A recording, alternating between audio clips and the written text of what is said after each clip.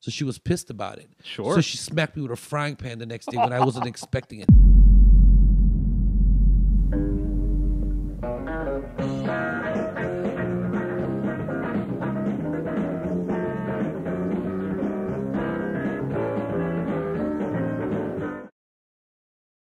Hello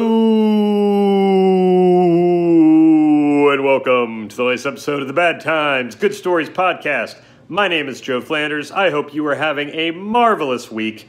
I know I am. I am excited to get to this week's episode. It is with Dante Chang, a very funny comedian. He's the real deal. He's been on Tiger Belly, Bobby Lee's podcast, and today he was kind enough to grace himself in my kitchen to talk about some pretty crazy times, a variety of things. We talk about an abusive relationship that he was in with his roommate. They kind of beat the crap out of each other, but out of love, maybe? Funny thing is, his roommate was a 73-year-old Korean woman he did not previously know. So a very interesting dynamic and a very funny story. We also talk about the time that Dante was afraid he had a potentially life-threatening disease. He thought he may have acquired it when he met a porn star in person that he was very familiar with, having had a VHS tape with her in it for many years. He ran into her at a Target, and one thing led to another, and he thought he was going to die. So we talk about that, and just some precarious sexual situations as well. A very interesting conversation. I laughed a lot. He's a great guy. He will be performing at the Brea Improv. I think the dog wants to go out and pee, and I'm not going to ignore her because last time I did that, she just peed on the floor. Dante is performing at the Brea Improv on April 30th, so check that out if you are in the area. If you enjoy the episode, please give us that 5 stars. I really appreciate it. It means a lot. You can email me at badtimesgoodstoriespodcast@gmail.com.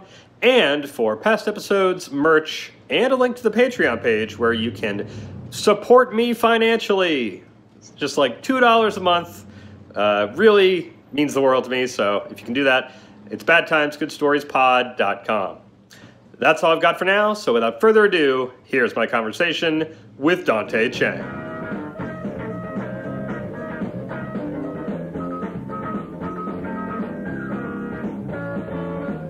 You know, when they're cute like that, they can just get away with so much stuff. Yeah, I grew up with a bit larger dogs who were a little more self-reliant. I have a Maltese myself. Oh, okay. All right, so you get it. Well, I mean, it was my girl's dog, but it's my dog too now. Yep, that's the same boat I'm in too. How long have you been with your girlfriend? I'm married, man. Oh, you're married? I'm married for 7 years. Wow. All right. Well, congrats on that. Yeah. It's been a wonderful journey. Well, I'm glad that's been a wonderful journey. I hear you have some not so wonderful stories from your past. Okay. And I don't really know much about them, so this is one of those episodes where I'm just along for the ride like the audience. Okay. I think in LA it's like we've all had, not just LA, but we've all had roommates. Most of us have had roommates. Yes. Okay, like I had one roommate. I really actually do miss this roommate tremendously. I love this person. And the crazy thing is we found how we got into resolved our differences was we got into a physical we would fight each other to resolve issues. We would like fist fight? Like physically not so we wouldn't strike each other in the face. Yeah. We would wrestle each other. I mean, I would get bit quite often. I got bit often. That was the move. But this is the thing. My old roommate was a 73-year-old Korean lady. and this is the thing. She could fight. She loves to fight. She lived for it. I mean, she really lived for it. I mean, this is how the traditional thing went down. Like, she would start yelling. She's like, one time it was for like drinking too much soda. It was always for my good. You know, it was, sure. Sounds like a mother. She's not related to me, but we do. I did love her like a relative after a while. Sure. But anyways, like I remember one time I was drinking so much soda, she would start verbally abusing me, and I would tell her to just please stop, and then I would say I would have a smart remark, and then she would, you know, physically come after me. Like she would, right. Sometimes like her thing is she would try to swing on me. whatever. And then usually it ended up with her, striking me a few times in the chest with punches. And then I go behind her and I put her in a chokehold. And she would pass out. And then she would, but the weird thing is sometimes as she was passing out, this is how she knows she was a fighter and a good sport. I remember there was 2 times she would tap me and say, "Good job." That was a good one. And just pass out. There was a few times. And then the next day, there was one time when I got her good and I think her neck was sore. So she was pissed about it. Sure. So she smacked me with a frying pan the next day when I wasn't expecting it. But like not like where it was like horrifyingly terrible where it would just hurt for like 3 days. It got really entertaining to people, this thing. I can imagine. Because it would happen in front of people, and then when my friends were around, she would she'd be more theatrical and go even harder and go. She's 73 years old. You got to understand that you can't get that out of your mind. No. She would dance around and she would say, "Come on, you son of a bitch. I will fuck you up, you fat fuck." And she would say that. She was a Korean lady, but she spoke perfect English. Yeah. Somehow that still kind of freaks me out when an older Asian person speaks perfect English. Anyways, but yeah, this I went down, and then people would call me. I would say a good 5 or 6 people would call me every day, and not every, maybe not every day, but 3-4 times a week. Yeah. And they'll say, "Hey man, what are you doing tonight?" I'm like, "Yeah, I don't know. I don't really have any plans." "Yeah, man, lady, you think you guys gonna get into it tonight or what?" I'm like, maybe. Probably the way she is. I have so many questions. First of all, how did you meet her? All right, it was okay. My uncle was friends with her neighbor. Okay. And I needed a place to live because I moved here because I lived in D.C. and I moved here. Okay. And I needed a place to live, and somehow they found that, and the rent was like, and she only charged me like $300 a month. Holy shit! So I was like, and I had my own room, shared a bathroom, but it was cool. What was your initial reaction to the idea of living with a 73-year-old woman? How old were you at the time?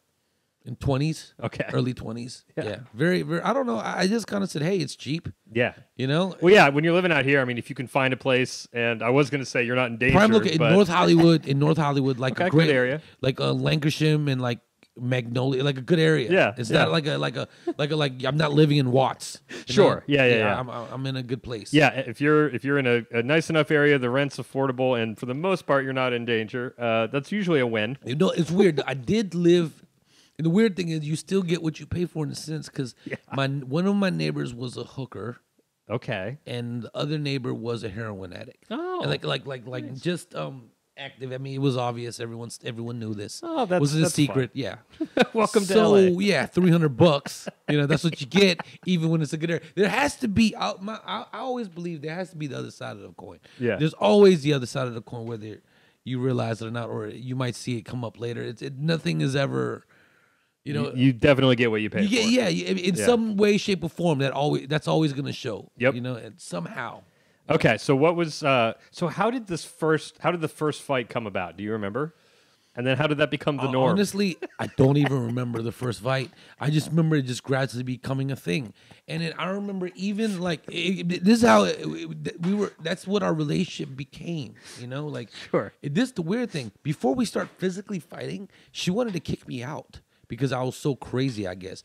She was she was a religious woman, so she didn't like me bringing girls over. And were you doing that a lot? Yeah, she didn't like me doing drugs. She didn't like me drinking too much caffeine. She acted like a family, and she acted like my aunt or my grandmother or my mother at the time. She was acting like she was playing that role. I knew I was out of control somewhat. No, I was completely out of control. But it wasn't really her job to do that, but I guess I look back and I appreciate it.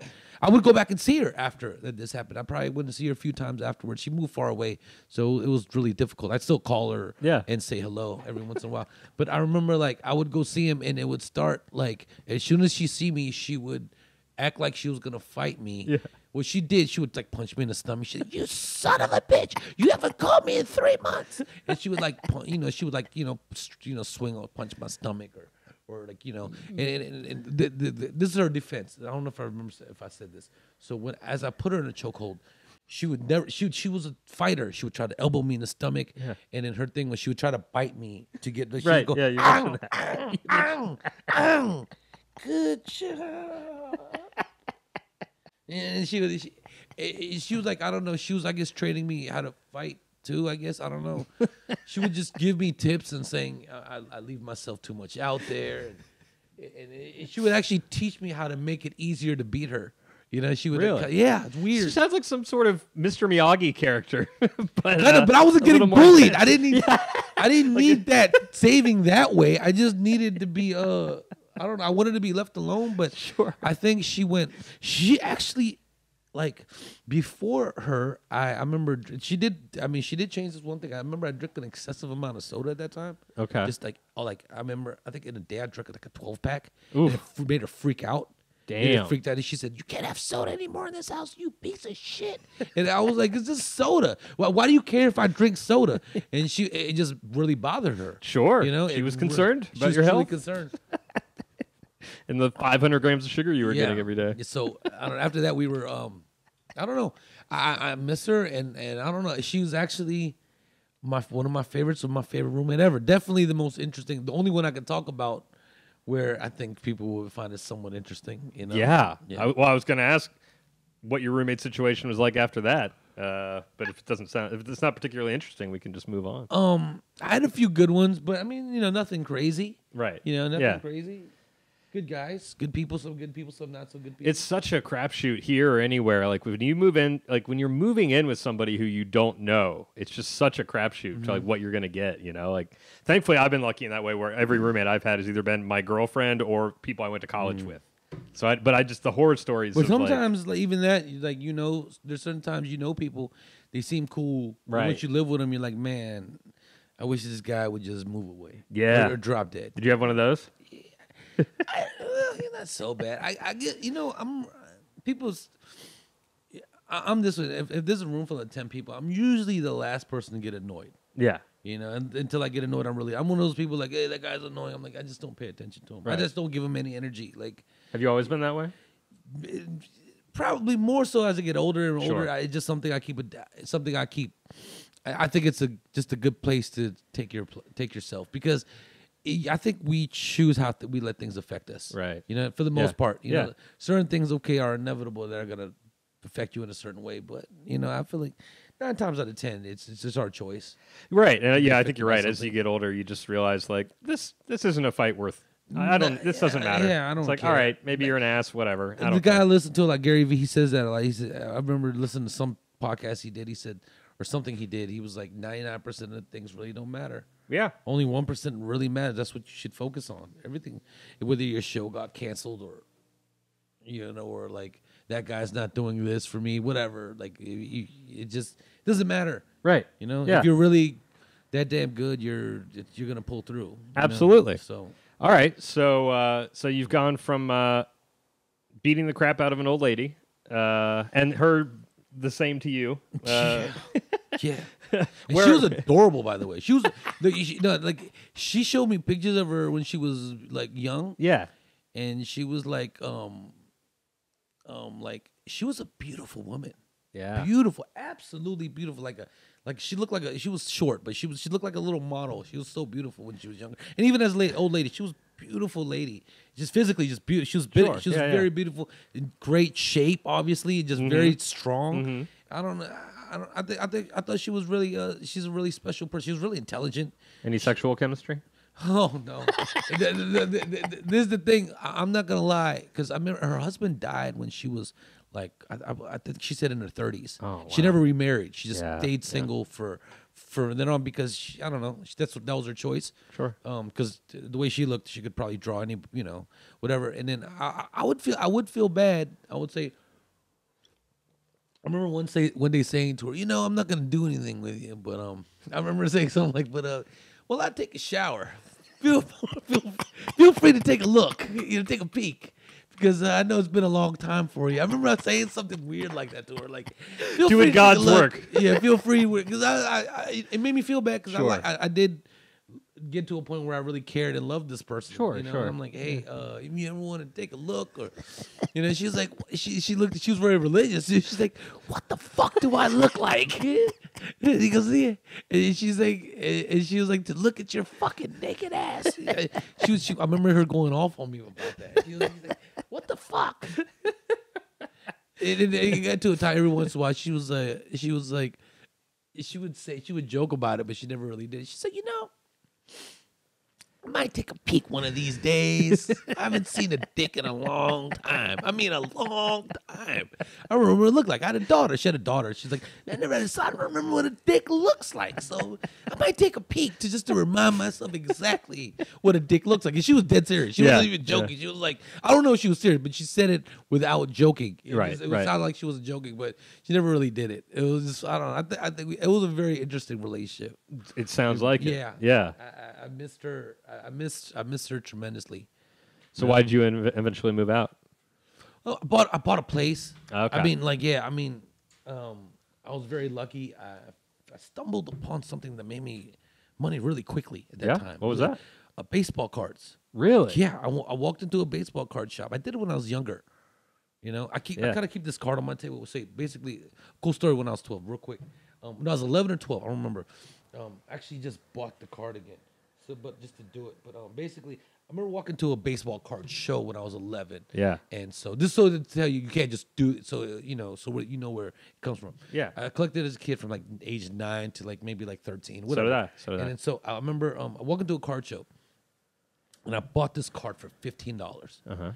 It was worth $750, but the guy had no idea. So I traded it, but it was like one of those. You remember how cards are, right? Yeah. There's certain gimmick cards that are only like expensive for like a year or two. Right. They kind of it's like that hot weird insert setter for the year or something. Yeah. And sometimes they go away. I knew it was that. Even as a kid, I knew it was that. So I took the card and I traded it to somebody for like I think the cards were $750. So I think the guy gave me like $650 worth of stuff for $600, something like that. He was stressing out. I was taking all type of like Joe Montana rookie, Mike Singletary rookie, just the dopest stuff. I think it was like just Charles Barkley rookie, just a bunch of dope shit a 10, 11-year-old could not have with 20. Because I walked into that car show with $20 in my pocket. You know? I remember and then I had all the price stickers on it. I remember my mom saw that and she was like, she went back to the table and asked him, did I really trade him for this? It did really happen. And she made me trace everything where everything come from. I had to go to each person and say, I bought the card from you. This. What, did she think you stole it or something? Of course. You know what I mean? Like, of course, but I was like, no. And they'd all told her. What was the card that was worth so much? It was this card. I'll show you right now. I actually just buy it. I just bought it to have by my desk, just to look at it and just say, hey, this is always happening. You know what I mean? I don't know. It puts me in a good place. Sure, I can understand. Basically, it was what years? Do you remember what years you were into it?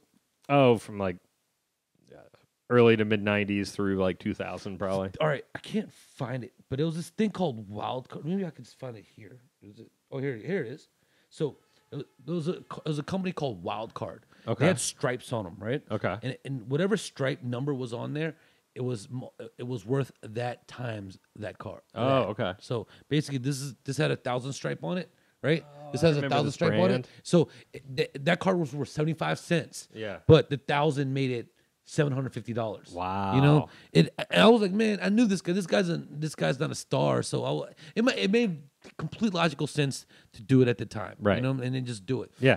And then after doing it, I felt like so I walked. So I from then 13, 14, I didn't touch cards, and then I walked into a card shop. I don't know when I first moved. I'm living with the lady, and then basically within like 3 months, I'm making like $6,000 a week. What? Yeah. From cards? Mm-hmm. Just selling them? Mm-hmm, just selling them. I don't know. I think I have a weird talent for that. Yeah. Like that. It's something that I really don't. Because even as a kid, I wasn't really trying to make money. I just liked sports and I was just buying it fun to collect them, whatever. But I've done well off that. But I don't know. I just love comedy more. Yeah. So I just focus more on comedy. Sure. But every time if I I don't know. Even like last night, I looked aside. I was looking around my house. I found a card that I think I paid like $600 for years ago, and I just let it sit somewhere in the closet. It's worth like it's worth like $3,000 now. Holy shit! So it's kind of cool. You just find stuff like that. Right. I find like stuff. Another cool thing is I remember like in 2011, I bought I just randomly every once in a while I just see something, I just buy it, or I see something on eBay, I just buy it. I bought like 6 Steph Curry rookies for like Topps ones, just regular ones for like $12 from a card shop. I found them, and they're worth like depending on the grade, but they're worth for anywhere from like $300 to $600 each. And I found 6 of them in an old jacket, like a few weeks ago. Yeah. So it was kind of weird. Yeah. Yeah. Yeah, just stumbling across all these So things. do you ever hear about like the law of attraction thing? Yeah. Yeah. So that's what's funny. I was sitting in my living room. That's what I use. And sitting in my living room, and I was like, God, I have to pay rent. After I was like, it's like $3,600. And in my head, I'm like, I don't want to take it out of my savings. Oh yeah, let me just attract it. And the rent's due in like 48 hours. So I was like, I don't want. And then I'm like, all right, I'm gonna start thinking. I was like, oh, I believe that I already have it. And then some intuition goes, go try on this jacket. I haven't tried it on in like 8 years. I don't know why. I'm walking by the closet. Don't say the jacket. I'll go by the closet and I open the closet and someone said, try on that jacket. You haven't tried it on a long time. I tried it on. I go to the pocket and it was right there. And it was right there. It was $300 more than my rent. Wow. So it was kind of cool. You know, so it was kind of cool. So you got your baseball cards. I understand you also had a favorite VHS growing up. When I was a kid, I had like a VCR in my room. Even when when people went to DVDs, I still had a VCR in my room growing as a kid, and I had this one porno. Okay. One porno, and Where'd you get it? I got it. You know what it was? The porn store by my house. I just lied to the guy and told him I was 18, and he just believed me. He didn't care. Yeah, he didn't care. He was a nice guy, I guess. Whatever. He let me buy this one porn. Do you remember what it was called? No, Okay. I don't. All right, I'll stop remember. interrupting you. Yeah. No, that's fine.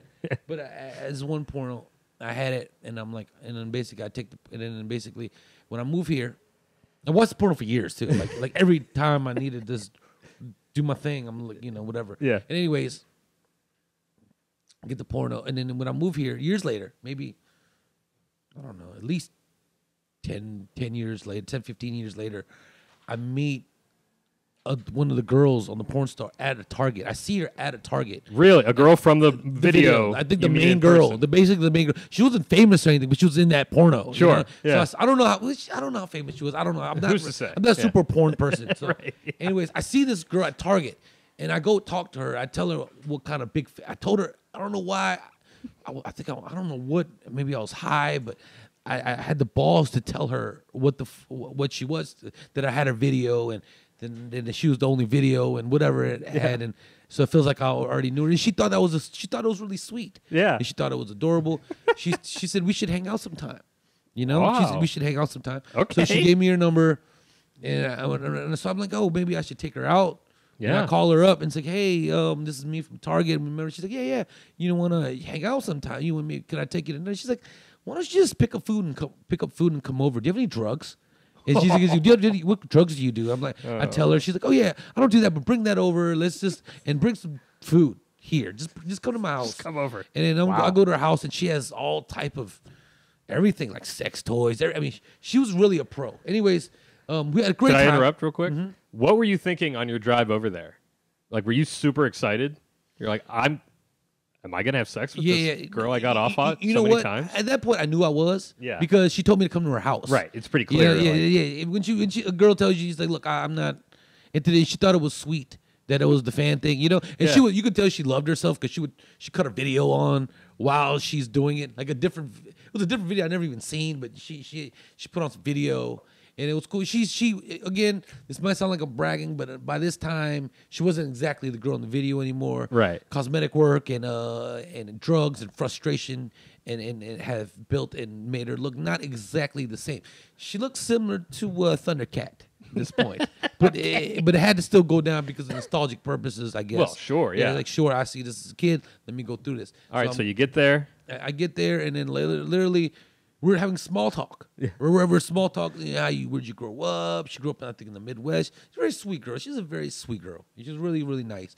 You can tell you see why she got into porn. You see in her personality, she just wants to be loved and accepted. She's really nice, anyways, all of a sudden she's just random. I'm talking to her. All of a sudden, she's just like, you can tell she's just like, whatever, man. So, how big is your cock? And she just starts grabbing my penis and starts massaging it. I'm like, and then it just popped off. Maybe within like, I think she literally ate. It was doing like maybe did something, snorted something. Was like I'm from Missouri. I forgot where she was from. Somewhere in the Midwest, Chicago, somewhere. She was like, yeah. So she was like. And then she put a band in her mouth. What? She made herself somewhat fresh. She's like, so, how big is your cock? And she started just massaging my dick. And I was like, all right. It just went down. Had a great time. It was phenomenal. It was fun. Had a phenomenal time. And after that, I looked through her album books. I'm looking through her album books, and I see another girl that I had sex with maybe 6 months, a year ago. Really? I think it was 6 months ago. I see in her album. I don't think she's a porn star, just a friend maybe. Yeah. And they're together at a club. And I'm like, hey, you know her? I don't know why I even said something, but I was like, you know her? And she goes, oh, I'm so saddened by her. She just died recently because of AIDS.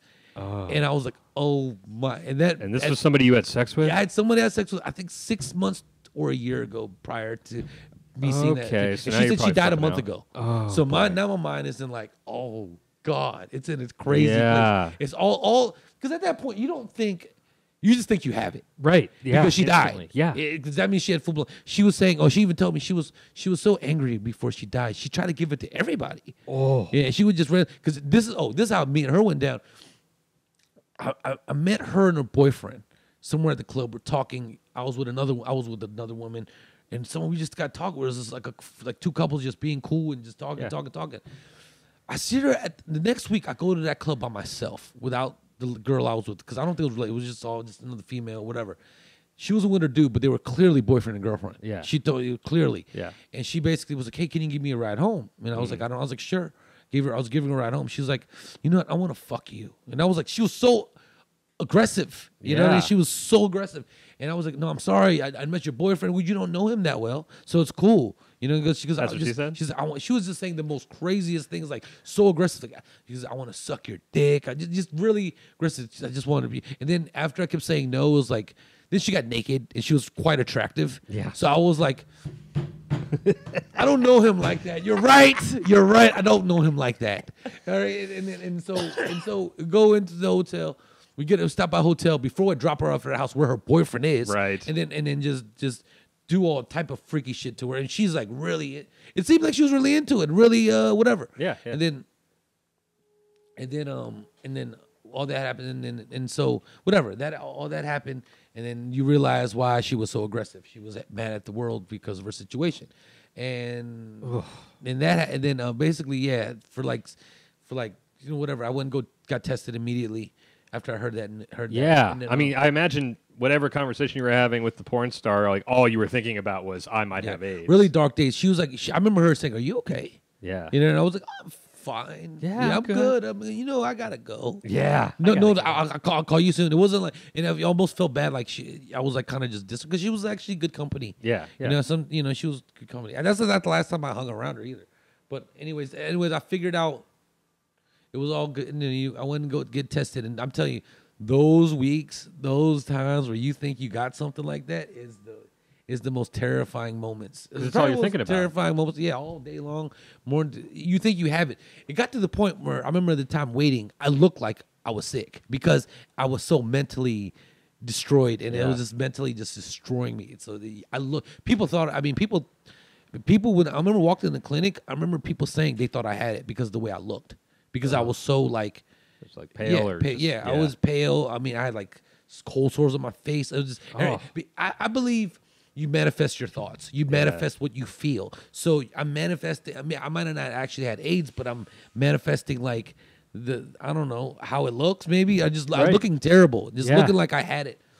And it was crazy. Then I went and I realized that then, a few weeks later, I got the test and the test came back negative. Yeah. Which is positive. But, in this case, negative is positive. And it was, I think like a day later, I looked back normal. Like 2 days later. It totally went away. Everything went away. The sores on my face, like my skin went back to the same color. Like it was crazy. Now I think it was hilarious. Yeah. When you go back and think about it, But yeah, it certainly gives you an appreciation for anyone who actually is dealing with all that shit. Very, very, very, very grateful. I think every day is a blessing. Every moment is a blessing. You know, each thought impregnates the next, and your life kind of creates from there. That's what I believe. Oh, absolutely. I completely agree. So that was the crazy thing. Oh, but this is the craziest part. After I came back from this, I go back home, cut the TV on, X-Men 2's on.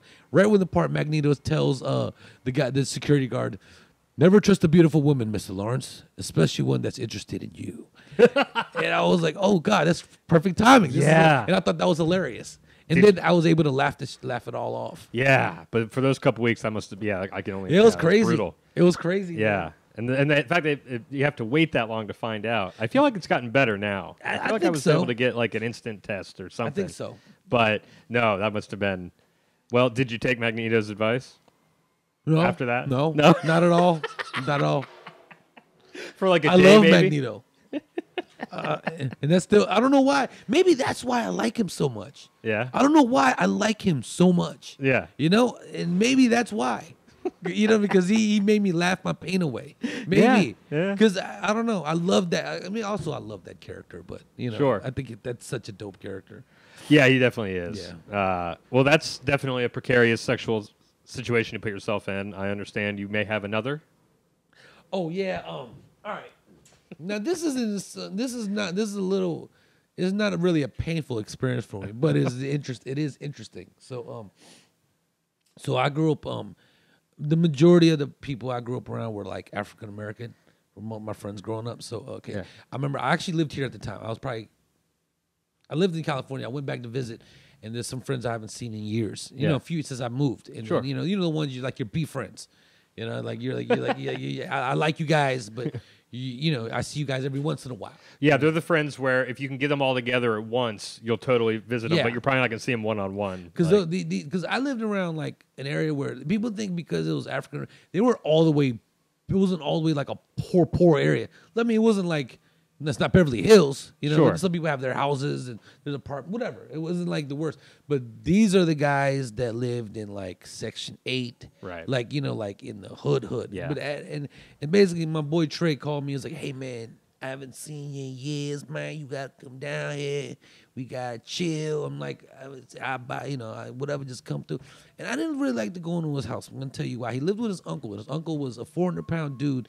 That would get physically very aggressive if he got woken up because he had to work early because he was taking care of his nephew, you know. Yeah. And they both lost. I mean, they both were in a situation where I don't know, whatever. He worked. He actually took it very seriously to take care of his family. He was a good man, but he had a temper of he would really lose it. So I would kind of try to avoid the situation to the point where I felt like I was pressed to go in the situation, go. He's like, you gotta come. I haven't seen you in years. You don't come, it's gonna be fucked up. Whatever. I go to his house. He had one of those houses where he didn't, because it was quiet. You just kind of walked in. Yeah. The door was always unlocked. Right. You just walk in, and basically, because uncle might get woken by the knocking, whatever. So I walk in. Tippy toe. Yeah, walking very very quietly, and I open the door to my friend Trey's room, and Trey is having a gangbang. Oh, It's one girl, 3 dudes. Oh boy, 3 black dudes, 1 black girl. Yeah. Just everyone's and this is the interesting thing, because his uncle is 2 doors down. Yeah. This needs to be a quiet gangbang. So it's really awkward. You know what I mean? It's really weird. And the only thing is they're also happy to see me. They're all naked and they're all happy to see me at the same time. I knew that those 3 guys I knew too well. One guy a little bit, you know what I mean? But Not 2 well guys I enough to knew see well. his dick. No, the guy in the middle I didn't know that well. But as soon as I walk in, Trey's like, he's naked, having sex with a girl. Like, hey, what's up, Chang? What you been up to? And as he's doing it, and then the other guy, the guy behind him, just in the zone. He's just not even paying attention to him. He's just holding his dick, just waiting for his turn. Just waiting his turn because he's just ready. Just looking. The other guy behind me, he was pretty excited to see me too. He was like, "Hey, what's up, Chang?" But he got kind of loud because he got a little excited. Right. My man, he got all excited. What's up, man? Hey, singing him. He got all excited, and then Trey got upset. He's like, "Hey, shut the fuck up! Calm your ass down. My uncle wake up, I'm gonna fuck you up." He started saying just really, because we all know the situation. He knows the situation, but he got a little excited to see me, and I appreciate that. I wish he had clothes on, but hey, it is what it is. I forgot what happened and missing something, some goofing around. A picture frame falls. It's loud as hell for some reason. Just unprompted? Yeah. I don't remember. What'd you say? Unprompted? It just fell over? I don't remember I think somebody bumped into it. Okay. There was a lot of activity going on. I didn't really I just heard the fall. I didn't. Sure. I was looking in a different direction. So I remember something fell and it just made this noise. was really loud. It was like kind of big frame, and then Uncle, you could hear the uncle waking up, and you could tell him he's already talking shit before he even comes. He goes, "Oh, y'all motherfuckers now," because I'm gonna fuck somebody up when I get down there. And then he's walking. He's so mad. You hear him. You can hear his footsteps. He's 400 pounds. You can hear his footsteps. He comes to the door, slams the door open. He's, "I told y'all motherfuckers to keep this shit down, but y'all motherfuckers want to act all crazy." And then he looks around because he's half waking up. He looks around. He realizes what's going on. Everyone's naked, having a game. He's like, he kind of calms down. "Y'all motherfuckers having run a train this, y'all motherfuckers." She. But let me get up in this motherfucker again. He just pulls his dick out and he starts fucking her. Everyone kind of moves out the way because he's pissed. Who is this girl? Man, it's weird being in those situations. Yeah, there has been I've seen that many times. Really? Yeah, I've seen another. This is another crazy. And many gangbangs in my life. Those around those Section 8. I mean, I don't know. I've met a lot of women like where they will have sex with like whoever you tell them to, like just because they're so when you're young you don't realize it, but they're so mentally. I don't know. Sometimes I'm not saying they're all like that, or anyone's like that. But people like that. In those situations, that's where I've ran across people that were willing to do that. No, there's others too. I've met girls from the suburbs, but I would say at least half were from that kind of environment. The other half were just maybe didn't have dads. Or they were just lost souls, whatever. I've actually never met a girl like that with a father.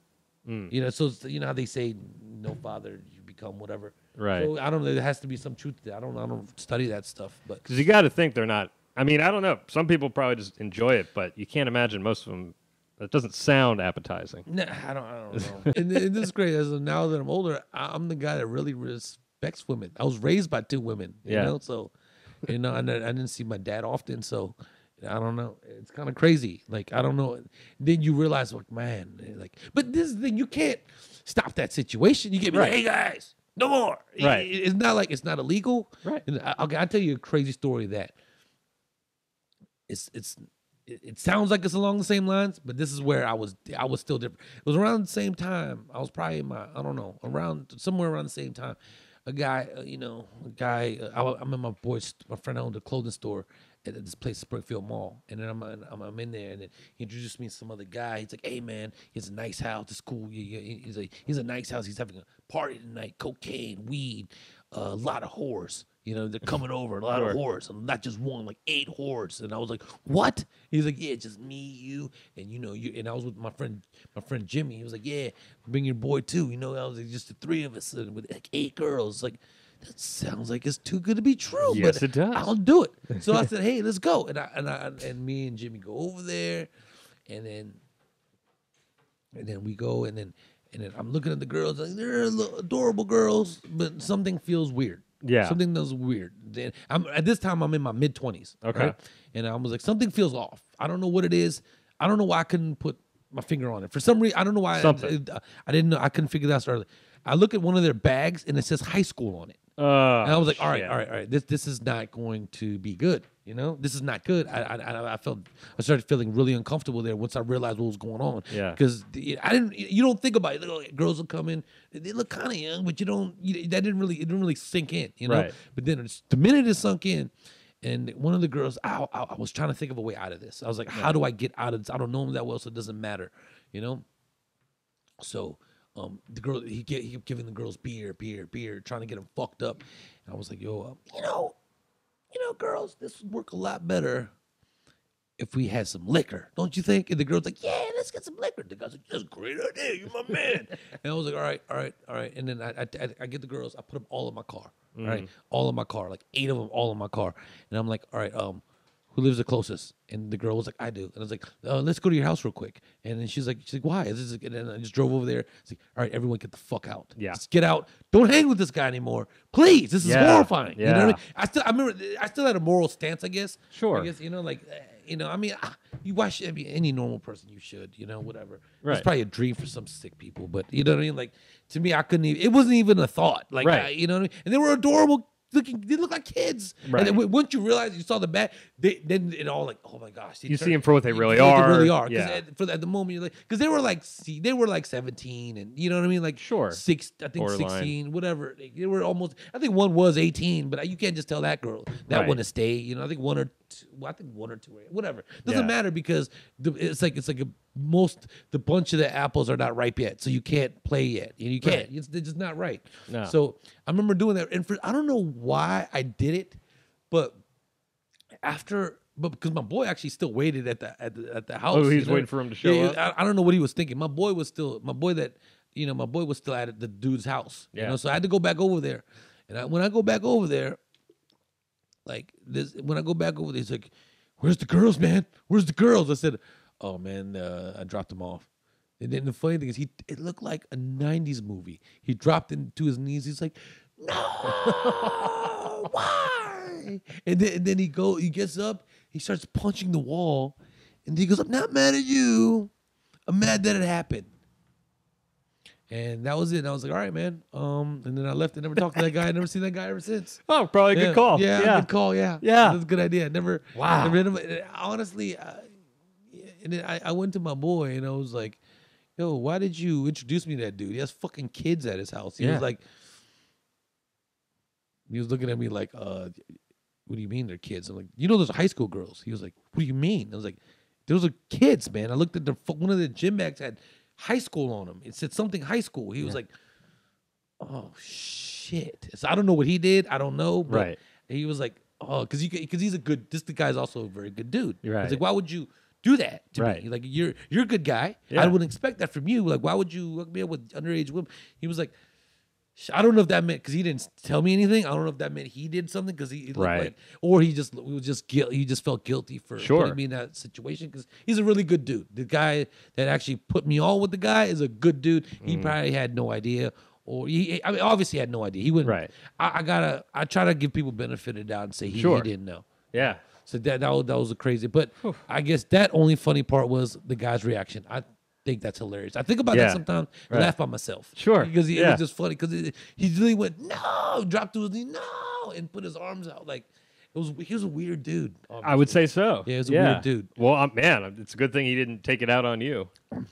You know, he could have probably, he was a big dude too, so he could have probably, he was kind of I don't know, he didn't seem like that. He didn't seem like that kind of type. He seemed like he had a little bit of a nerd vibe. Yeah. But I don't know. I mean, who knows? Hopefully. You know what? I think I seen him once after that. I just gave him, "What's up, man?" It's a weird thing. This is my problem. People were mad at me for this situation. Like, they're like, "Why didn't you report him to the police?" Right. And I have a really hard time doing that. I don't know why.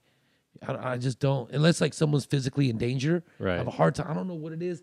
I grew up like around people like, "Oh, you don't snitch." So it's like almost embedded. Like, you know what I mean? I'm like, oh, I don't know what. I'd rather physically beat him up. And then as I got older, I remember my old roommate once, one of my roommates came and said, "There's a pedophile dude by his gym." And I physically went out there and tried to find this dude and physically beat him up. I don't know. In my head, I guess that was me saying, because the guilt that people put on me for saying I should have called the police, I try to rule out, I'm going to do this my way. I'm not like Batman or something. But I still want to like, in my head, I was like, maybe I could help him. But I never actually found the dude. I was by the You just walked around ready to do something? And I drove around. Oh, drove around. Yeah, drove around where they said this guy was at.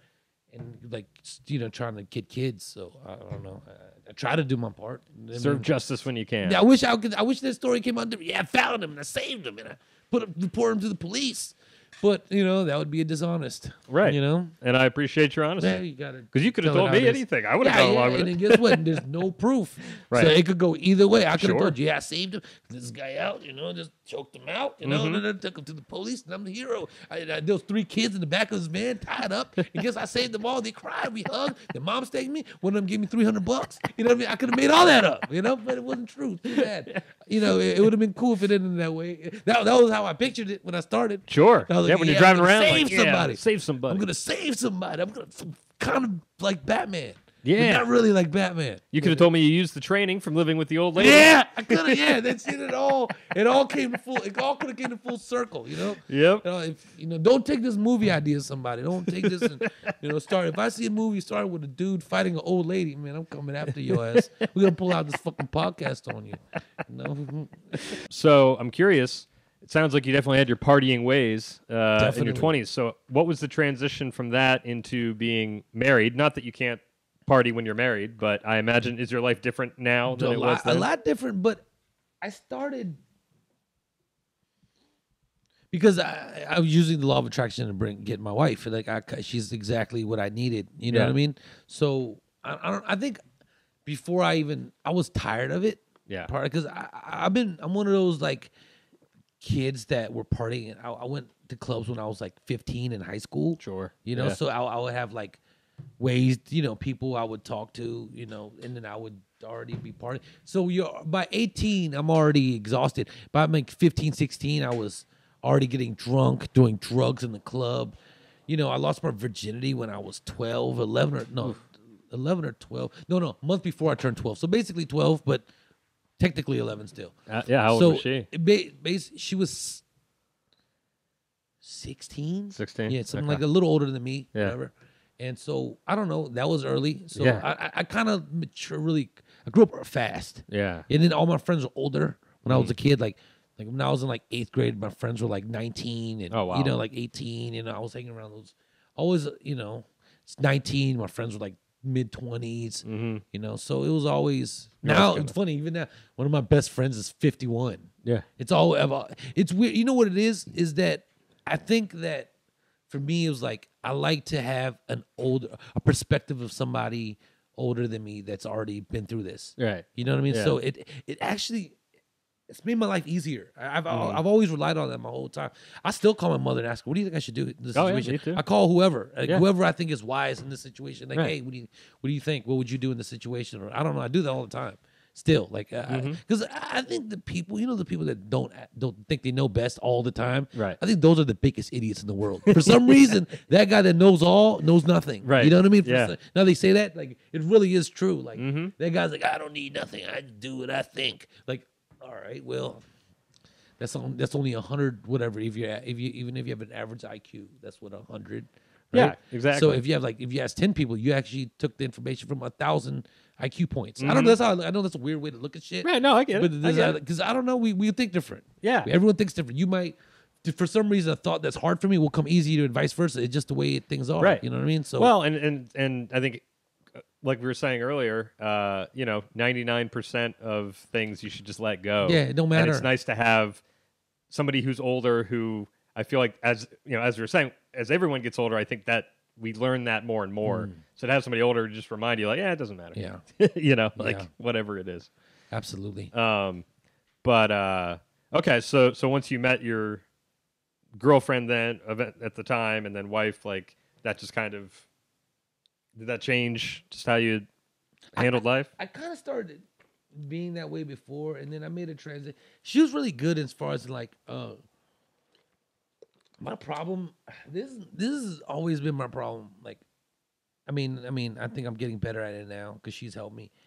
I can't say no to people. I can't. It's hard for me to say no to most people, especially if we're cool. Yeah. Even if you're not, because I'll try to help everybody and anybody. I'm one of those people. She's always telling me, this is the advice I repeatedly hear from my friends and my lady, even my mom. They're like, all you do is help other people. You never think about yourself ever. And I don't think that's true. I think about myself. I don't know. I guess maybe people don't notice it, but I do. I don't know. I think we all do. Yeah, I think I think about myself, but I don't. I guess I don't think about my. I don't think, because someone tells me, where's your plan in 3 months? I don't know. Right. You know what I mean? I don't know. I have no idea. I feel like I just, I know this sounds weird, and maybe spiritual people will get this, but I just try to take care of the people I'm around the best I can. Yeah. It feels like then God just takes care of me. The people around me also call me the luckiest person they've known. Like I get into the most luckiest situation, like the baseball card thing. Even that, it just happened. It happened my whole life. Right. You know what I mean? So I don't know. I think that was a big transition.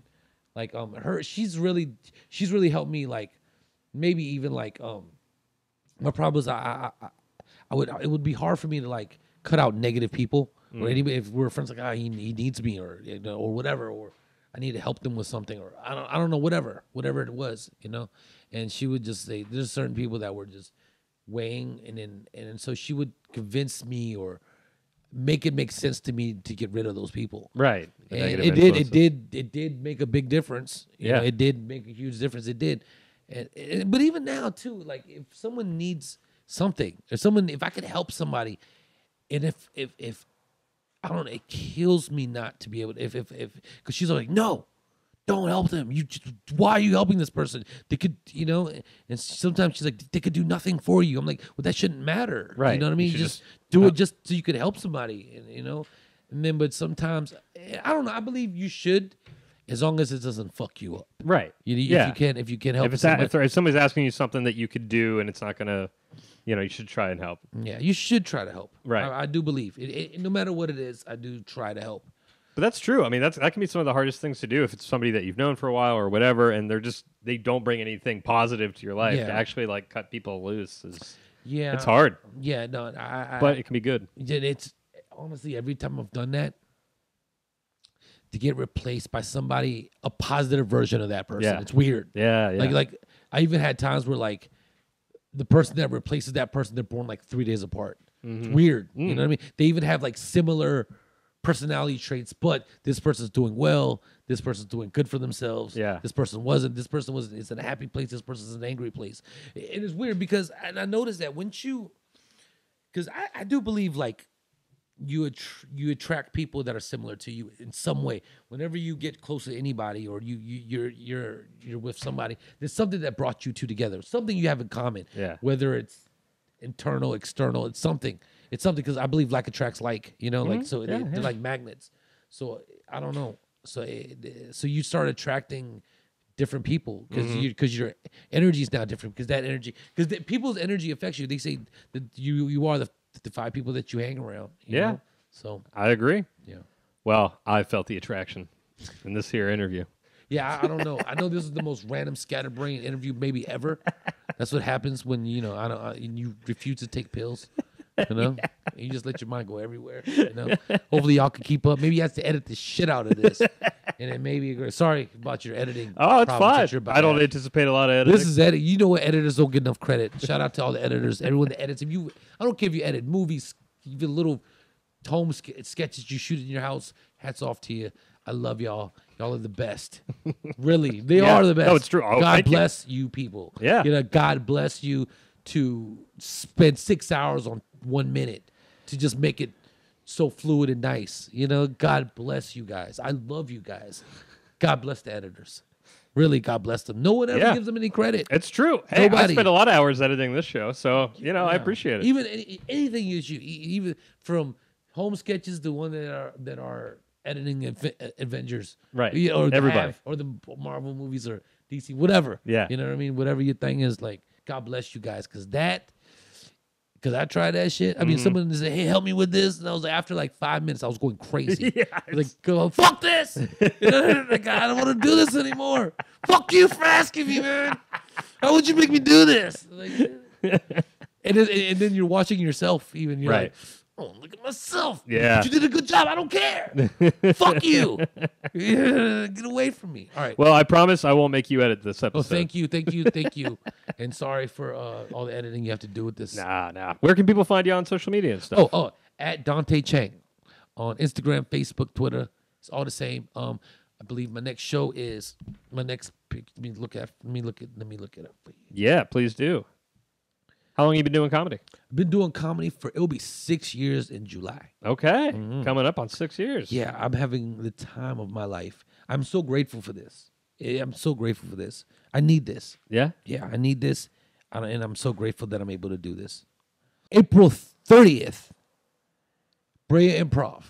All right, April 30th, Brea Improv. DM me. I'll get you. I have a certain amount of free tickets I am able to give out. You could just DM me and on Instagram. You'll probably go to that other folder and hopefully I'll find you. Yep. And I got you. If you like, I think I give away like 10 tickets. So right on.